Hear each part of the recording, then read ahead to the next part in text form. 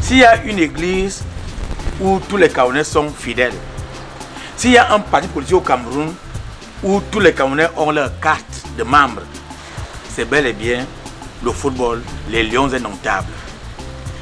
Quand les Lions jouent, si nous sommes 30 millions d'habitants, 30 millions ou 32, bon, on enlève les étrangers, les Nigériens, les Libyens, les Libanais, tout ce monde là, les Malais, les Sénégalais, peut-être 30 millions d'habitants, nous sommes supporters, nous sommes présidents d'Africa Foot, nous sommes coachs, nous sommes Lions même, c'est compliqué.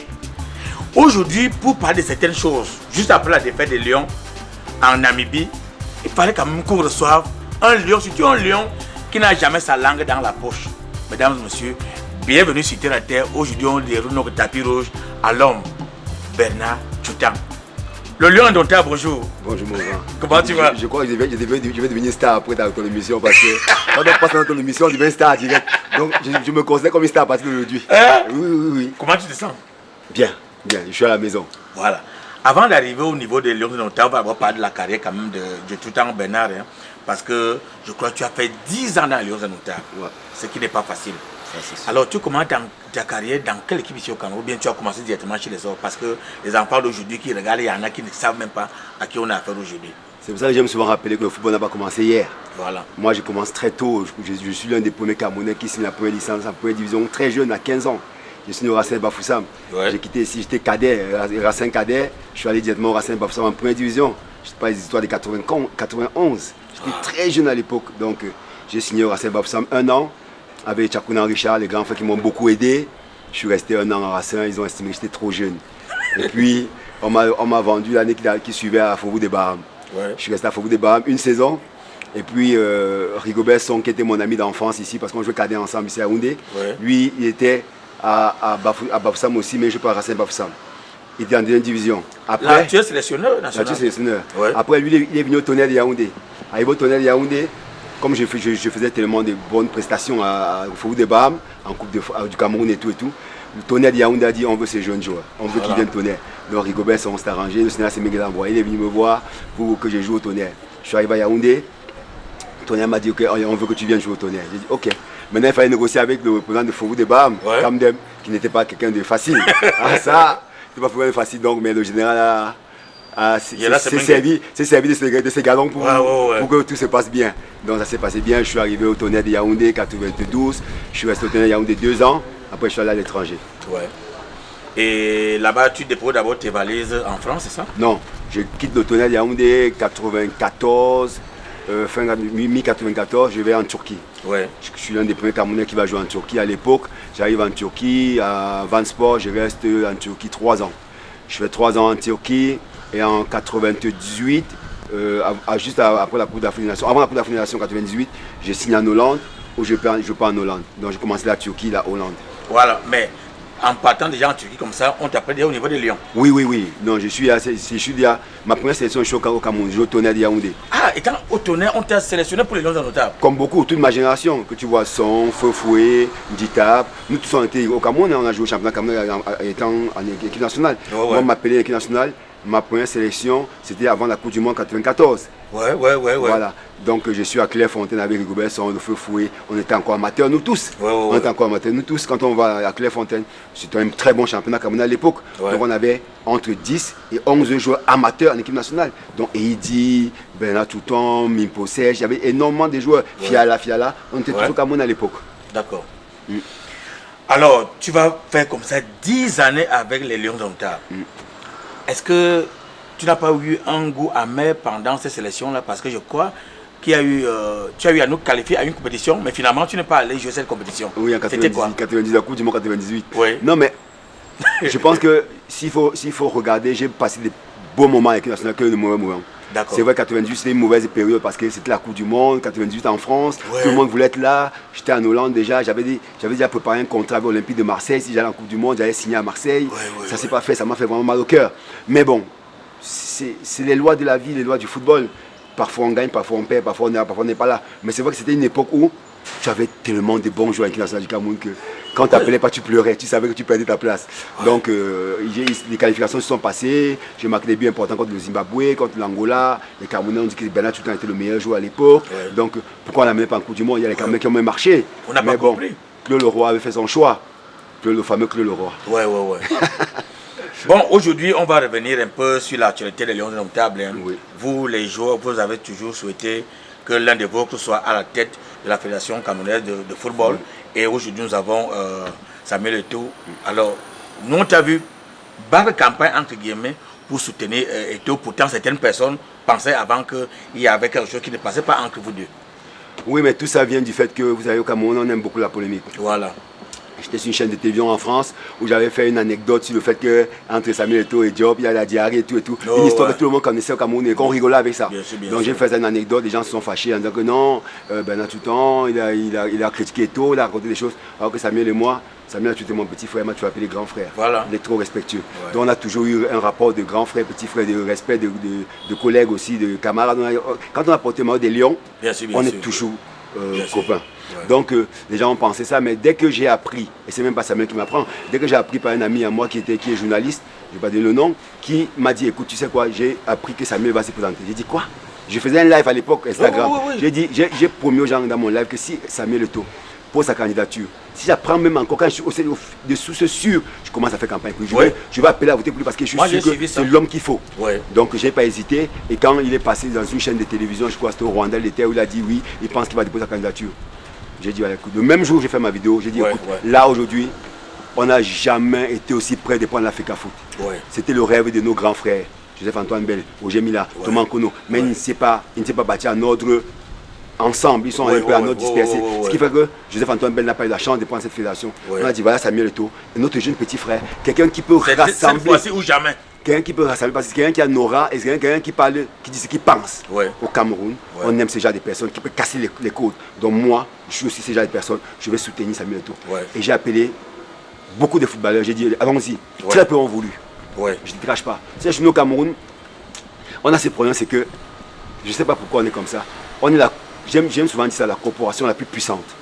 Ça, je peux vous dire, le footballeur au Cameroun, c'est l'homme le plus puissant, qu'on veut ou pas. Parce que, quand on retire le président de la République, qui est celui qui porte le pays en main, les gens dans le monde entier qui sont connus, c'est Roger Mila, c'est Eto'o. Avant qui que ce soit, Roger Mila, Eto'o. Parce que ces gens, plus que personne, n'ont défendu les couleurs du Cameroun, n'ont jamais porté les couleurs du Cameroun aussi haut que ces deux-là. Personne, ça n'existe pas. Donc, par rapport à l'aura qu'on a, les footballeurs sont puissants au Cameroun. Mais les footballeurs camerounais ne comprennent pas la puissance qu'ils ont. Donc c'est pour ça que j'ai décidé que moi je vais soutenir Samuel, parce que je sais que ce qu'il va faire, non seulement il va prendre cette fédération, et il va ramener la fédération entre les mains non seulement du peuple et des footballeurs. Alors au soir de ce jour-là, je ne sais plus quel jour exactement, comment tu t'es senti quand tu as appris que finalement la fédération était entre vos mains? Un stress pas possible, parce que c'était en live, et j'étais en Europe, j'étais en France à l'époque, c'était en live. Et je regardais l'émission en live. Et je voyais comment Samuel dans la salle se levait. Et je me rappelle l'anecdote. C'était chaud, hein? C'est chaud. L'anecdote qu'il a fait au juge, en disant au juge que si ton papa est un sorcier, il faut que tu le fasses savoir qu'il est sorcier, tout comme ça. Et j'étais tendu. Mais j'étais au téléphone tout le temps avec les deux, trois personnes de son entourage. J'ai dit, les gars, ça se passe comme ça. Il dit, non, calme-toi. Il dit, non, je ne peux pas être calme. Comment il peut quelqu'un voir Samuel debout? C'est qu'il y a un problème qui se passe. Bon, après, quand on a donné les résultats et qu'il a gagné, explosion de joie pas possible. Je crois que mes voisins sont venus toquer à la porte pour dire, oh, monsieur, qu'est-ce qui se passe? Parce que j'ai crié, j'ai sauté, j'étais tellement heureux parce que je mesurais depuis longtemps le combat qu'on a mené en tant que joueur. Moi je dis parce que beaucoup de jeunes ne savent pas. À l'époque, quand moi j'étais avec l'équipe nationale du Cameroun en 80, ma première sélection en 94, il n'y a pas de prime de match à l'équipe nationale du Cameroun. Il n'y a pas de prime de match. La première prime de match de 500 000 qu'on donne au Lyon, c'est nous. Je me rappelle à l'époque, on avait une réunion, Feu Foué, Rigobert Song, je crois, Kala, Mboma, moi, mais on était assis avec les dirigeants, le ministre. On a décidé, et ils voulaient nous donner à l'époque 200 000. On a dit non, c'est petit. On est monté à 500 000. Et je peux te dire, c'était un combat. Donc j'ai mesuré tout le combat qu'on a mené. Et j'ai compris que le fait que Samuel soit là, tous nos petits frères n'auront plus ces problèmes. Ils n'ont plus les problèmes d'eau. Nous, on a eu les problèmes d'eau à la fédération, à l'équipe nationale. On jouait au Misport, il n'y avait pas de l'eau. pour boire. C'est pas possible. Pour boire de l'eau, il a fallu qu'à l'époque des DPO, c'était pas 1998, il n'y avait pas d'eau. On allait demander de l'eau, on nous apportait de l'eau. Les gens, souvent, les supporters nous donnaient de l'eau pour boire. Donc, quand je vois cette réussite de Samuel, je me dis, enfin, nos petits frères vont connaître le meilleur du football camerounais et le meilleur du football mondial. Et c'est ce qui se passe maintenant.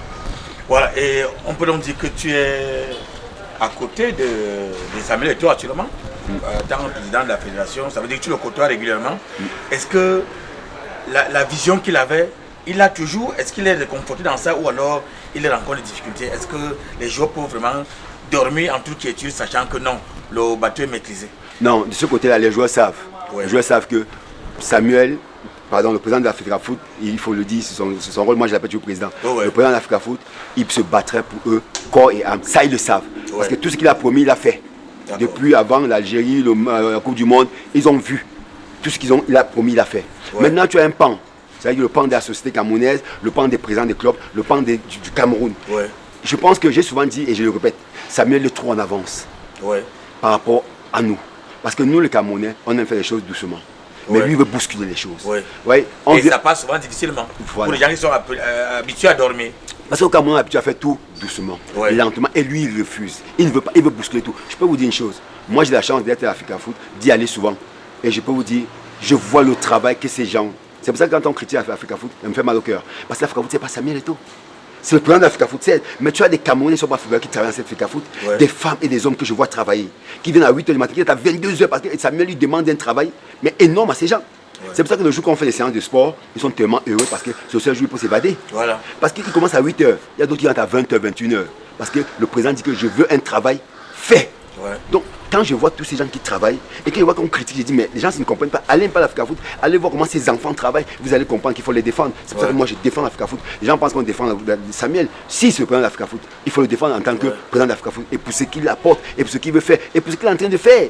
Parce que certaines personnes disent que quand tu défends Samuel, oh, tu fais à la cour, non, là, non. Ça, on sait ça. Hein. On est dans le concret. Quand on regarde notre championnat avant, je ne dis pas qu'il n'y a pas de championnat, il y avait des championnats avant, mais l'engouement qu'il y a un championnat aujourd'hui, quand tu vas en match, dis-toi tu joues au match, Canon, Coton Sport, tu as vu le match, tu as vu le spectateur, tu as vu les gens étaient contents au stade. C'est un engouement qu'on n'avait pas revu. Donc, petit à petit, on ne peut pas demander à Samuel Eto'o qu'il est là depuis quoi, un an, un an et demi, bientôt qu'il est là. On ne peut pas demander de faire le miracle. Allons pas à pas. Et ce qui est marrant, c'est que lui, il s'en fiche même. Parce que moi, il dit souvent que putain, quand je vois quelque chose sur les réseaux sociaux, il faut répondre. Lui, il dit grand frère, laisse-les parler. Lui, il s'en fiche. Tu vois, lui, il s'en fiche. Mais moi, parfois, je dis non, c'est pas possible. C'est pas possible. Et quand tu connais ta personne et quand tu lis. Parce que tu vois le travail qu'il est en train d'abattre. Oui. Tous les gens qui travaillent autour de l'Africa Foot, toute son équipe autour de lui, ils ne sont pas parfaits. Parce que tu as posé la question de savoir est-ce qu'il met en pratique tout ce qu'il a dit. C'est normal quand tu n'as quelque part. Tu te rends compte que ce que tu veux faire, il y a certaines choses qui ne se marchent pas, que tu vas peut-être attendre pour ça que je vais faire. J'attends un peu encore peut-être 6 mois. Je règle d'abord ça.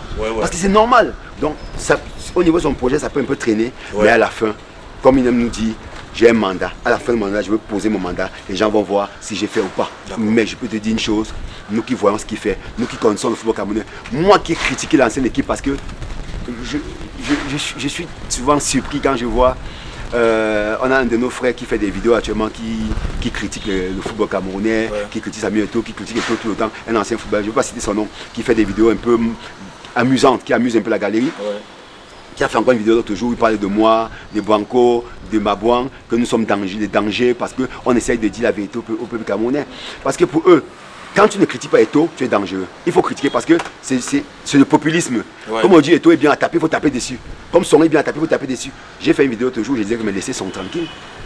Pourquoi est-ce qu'à l'époque, il y a même une vidéo, il y a un de nos sœurs camerounaises qui a rappelé ça, il a très bien rappelé. À l'époque, quand les Lions jouaient mal, on insultait les joueurs, on disait mouilleurs. Ils sont d'accord.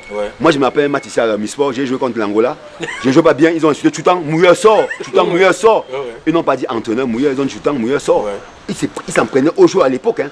Maintenant, quand les joueurs mouillent, on s'en prend au président de l'Africa Foot. Le monde est à l'envers. Les joueurs ne sont pas responsables. Pourquoi à l'époque on insultait tout le temps, mouilleur sort? Pourquoi maintenant on ne va pas dire aux joueurs que, oh, jouez bien? Peut-être qu'aujourd'hui aussi, on ne sait pas qui joue, hein, parce qu'à l'époque, nous, on savait qu'il y a Tchotang et Yambou, mais on citait les noms des joueurs, parce qu'on avait une équipe à l'époque. Mais actuellement, tu entends tel joue dans une équipe, même pour prononcer au nom de son pays, tu as un hir. C'est très compliqué. Même les noms des joueurs ne connaissent pas. Donc peut-être que les gens tombent sur l'entraîneur parce qu'ils connaissent nos noms. Revenons donc sur l'entraîneur. Est-ce que, selon toi, le choix de Rigobert-Song a été le meilleur pour toi? Ou alors quelqu'un d'autre était un peu dans ta tête? Non, d'abord il faut mettre le contexte de Rigobert-Song dans un contexte spécial. Ouais. Le président de la fédération, il vient, il dit, moi je veux remettre le football camerounais aux Camerounais. Ouais. C'est que tout le monde est... Moi, si on regarde mes anciennes vidéos que j'ai fait, je n'ai jamais été d'accord qu'on mette un Européen à la place des Camerounais. Je n'ai jamais été Européen. J'ai toujours dit qu'on a des joueurs camerounais qui ont le nom. Les Makanaki Cyril, les Mbou Emile, les Oman Big, les Canadiens, tous ces grands frères-là. Ouais. Comment c'est pas possible qu'un d'eux peut entrer l'équipe nationale du Cameroun? C'est pas normal. On va prendre les Européens qui n'ont même pas de nom, ils viennent se faire le nom au Cameroun, alors qu'on a des joueurs camerounais. Que je peux citer tellement des joueurs qui ont fait la carrière, qui ont de grands noms. Pourquoi on ne les met pas l'équipe nationale du Cameroun? Enfin, on a un président qui a une vision qui dit je veux mettre un ancien footballeur à la finale. On dit oh Seigneur, merci beaucoup. Enfin, maintenant il s'ajoute que le choix c'est Song.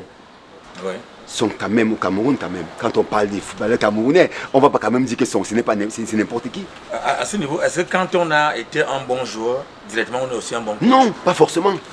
Soyons logiques, moi je suis d'accord pour ça. Ouais. J'aime dire les choses comme il se doit.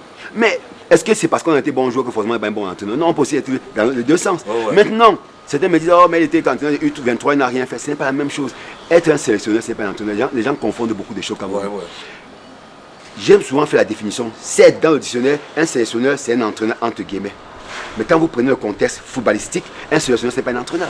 Parce que le sélectionneur, il fait quoi? Il sélectionne les joueurs. Ouais. Mais il a des adjoints. C'est les adjoints qui entraînent.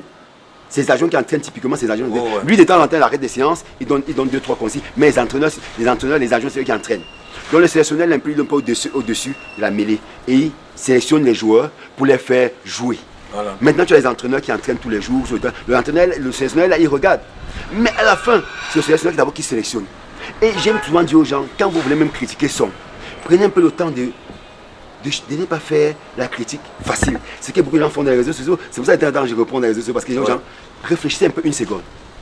Vous demandez à Song quel est son plan de jeu, quelle est la façon dont Song fait jouer les joueurs. Vous pouvez me donner le plan de jeu de Despierreux.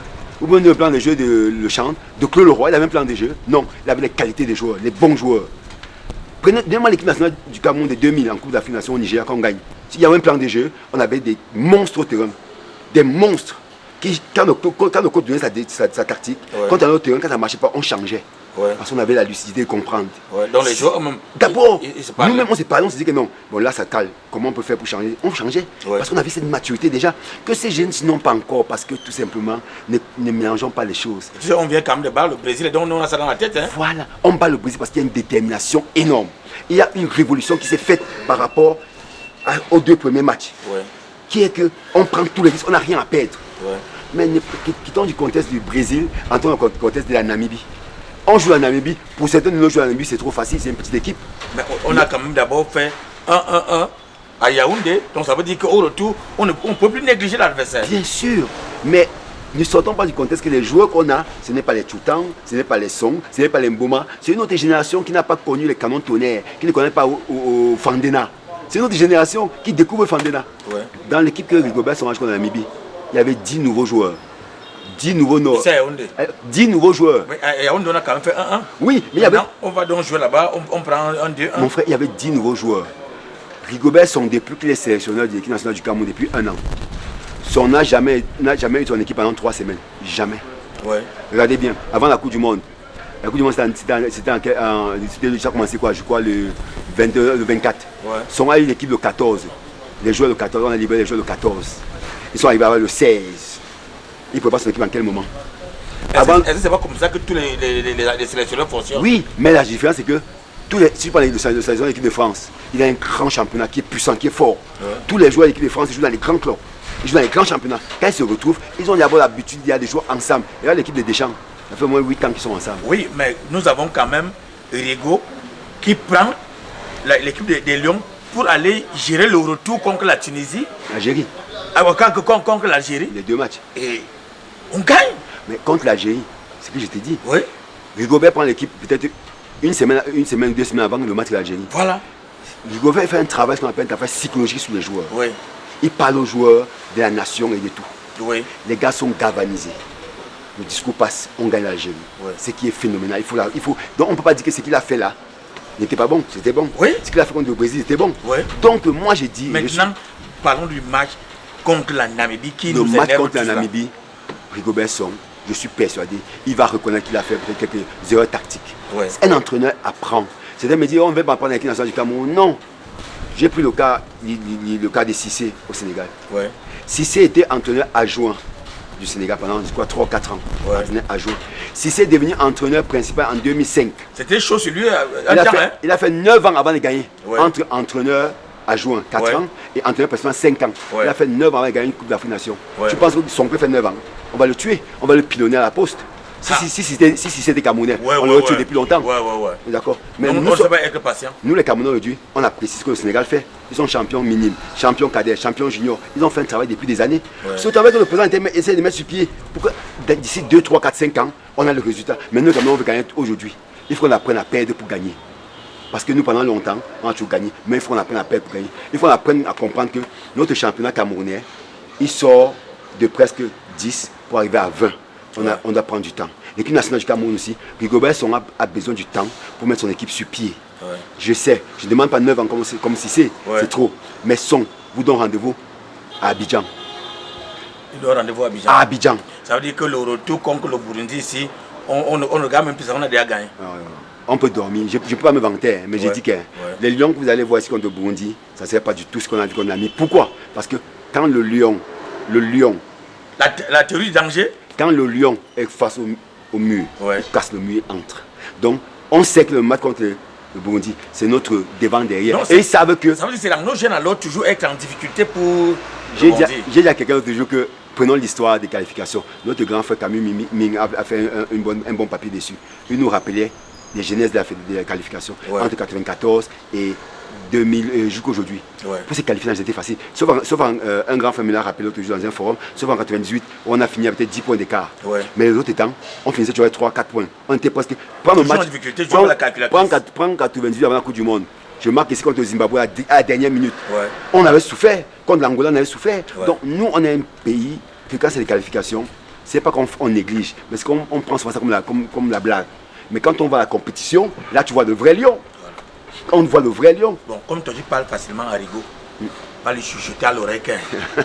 On veut le voir debout comme il fait souvent les pour là. Parce que même étant joueur, il était entraîneur sur l'air des jeux. Il dondait, il faisait. Comme les enfants là sont jeunes, il faut qu'ils les effraient comme ça. Parce qu'ils restent comme ça là, les enfants pensent qu'ils sont déjà arrivés. Donc l'esprit là, on veut voir ça, même en perdant, qu'on comprenne que lui il a fait sa part et qu'il n'avait pas les éléments pour le conduire à la victoire. Ça je peux comprendre parce que on attend ça de l'entraîneur qui mouille aussi le maillot. Je pense qu'il est bon, peut-être un peu trop calme. Il faudrait. Maintenant, je pense qu'il va regarder l'émission. Le grand frère dit qu'il faut que tu te bouges un peu. Il faut que tu te bouges un peu. Il faut que tu tacles même comme tu taclais à l'époque. Mais au-delà de ça, on ne doit pas dédouaner les joueurs. Les joueurs sont les responsables, ce sont des grands garçons. Ils doivent comprendre qu'ils portent le maillot des Lions indomptables. Le maillot des Lions indomptables ne se négocie pas. Quand tu portes le maillot, comme notre feu fou et père son âme disait, même s'il faut mourir sur le stade, on doit mourir pour les Lions. Donc ces petits frères doivent porter le costume lion indomptable. Mais il faut les comprendre aussi. Il y a beaucoup de binationaux.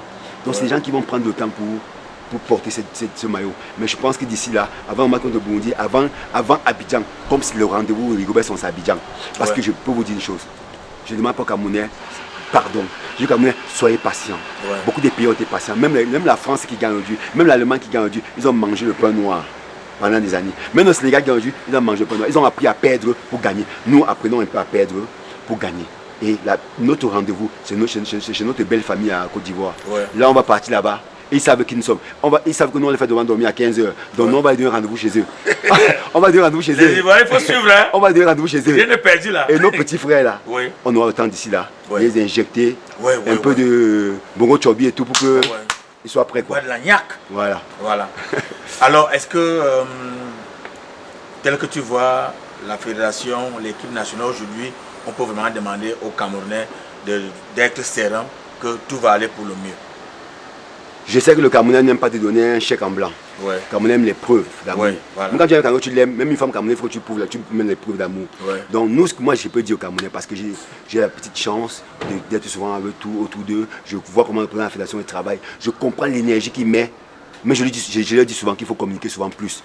Et je vais te dire une chose, notre faute aujourd'hui, ce n'est pas le peuple qui nous critique. Parce qu'ils sont dans le droit de nous critiquer.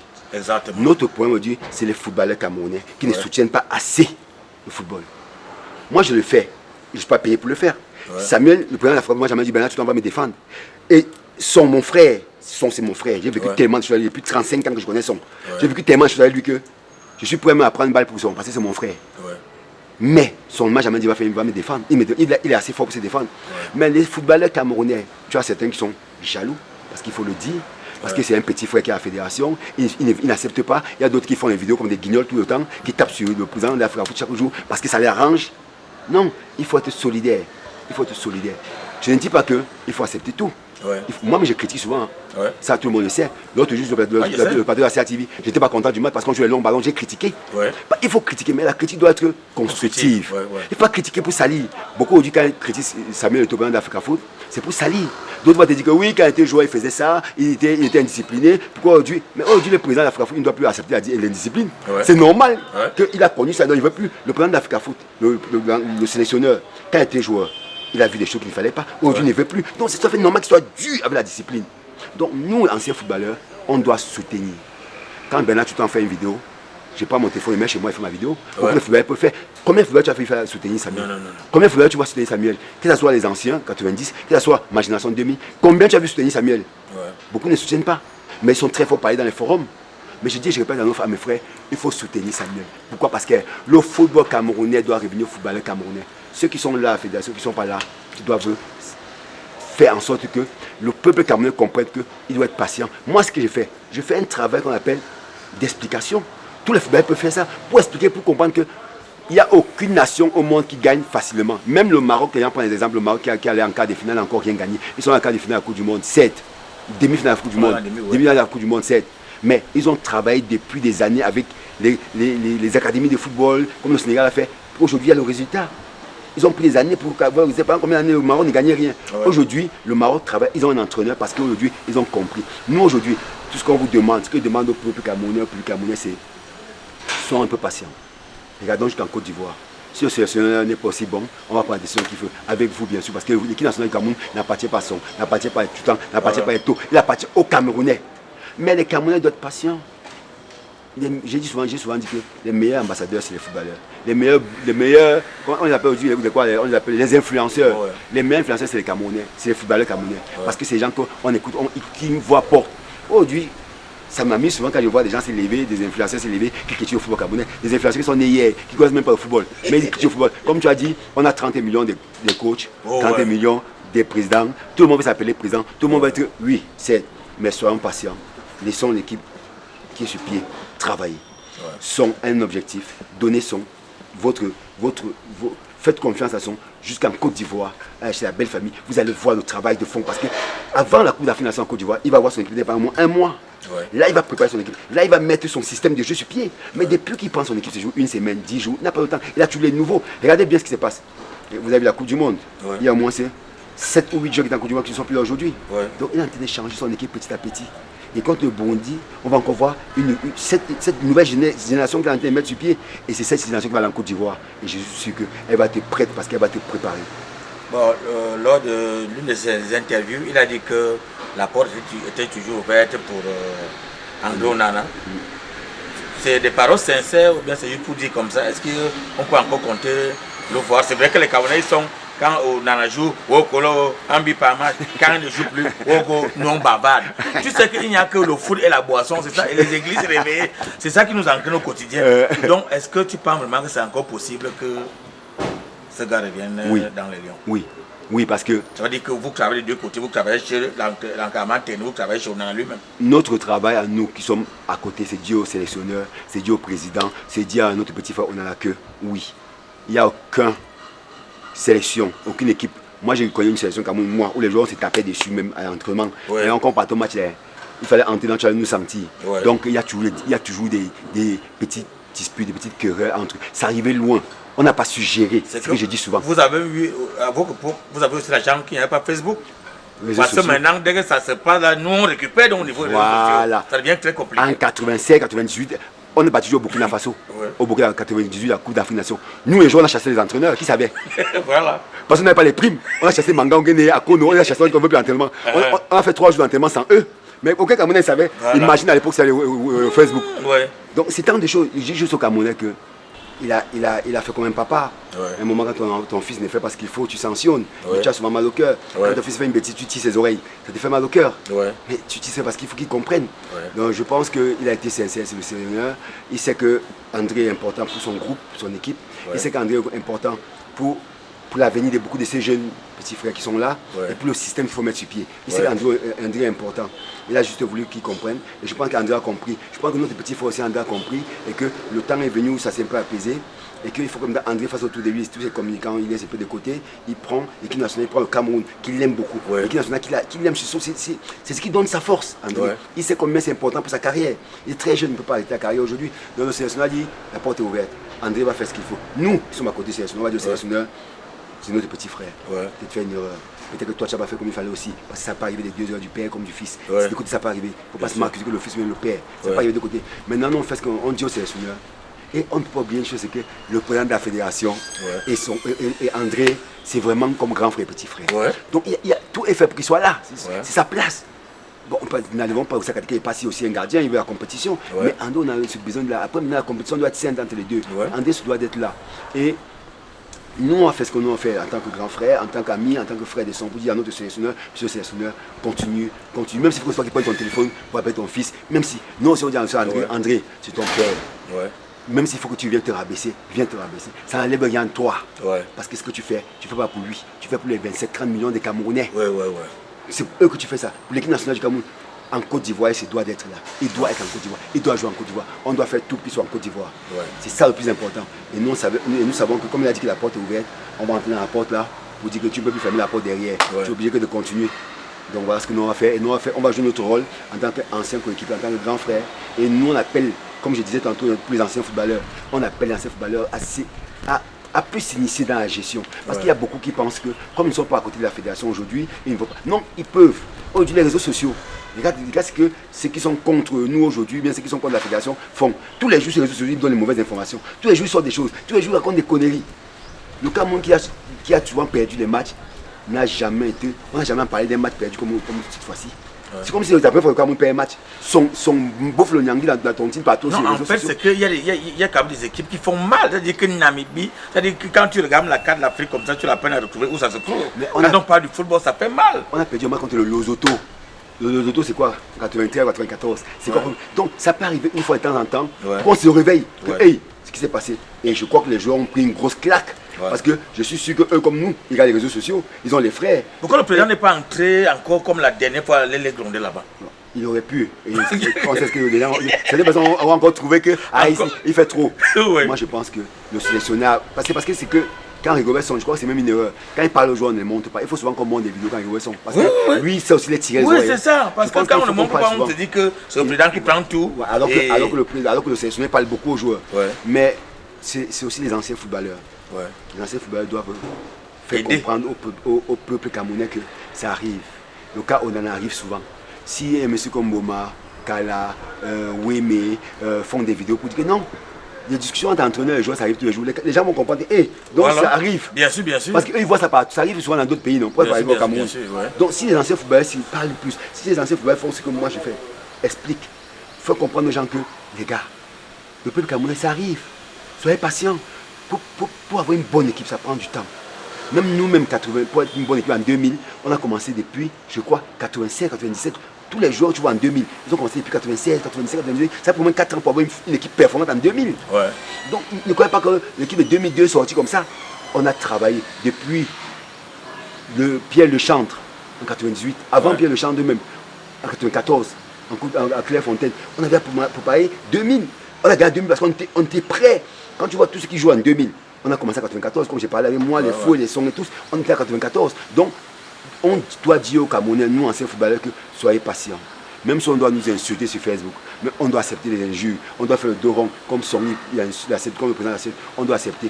Et après, maintenant, ils vont voir le résultat plus tard, comme dans les années passées. C'est ça qu'il faut faire comprendre au peuple camerounais. Mesdames, si vous avez donc compris avec Bernard Tchoutan que ce qui se passe actuellement dans les Lions ne se passe souvent dans d'autres pays. Il faut seulement qu'on soit patient parce que ça va aller crescendo, jusqu'à on va encore avoir ces sourires des temps passés. Mesdames et messieurs, c'est la fin de la terre. Merci de nous avoir suivis. Et rendez-vous samedi prochain. Ça sera avec le même plaisir et selon la bénédiction du Tout-Puissant. Merci beaucoup.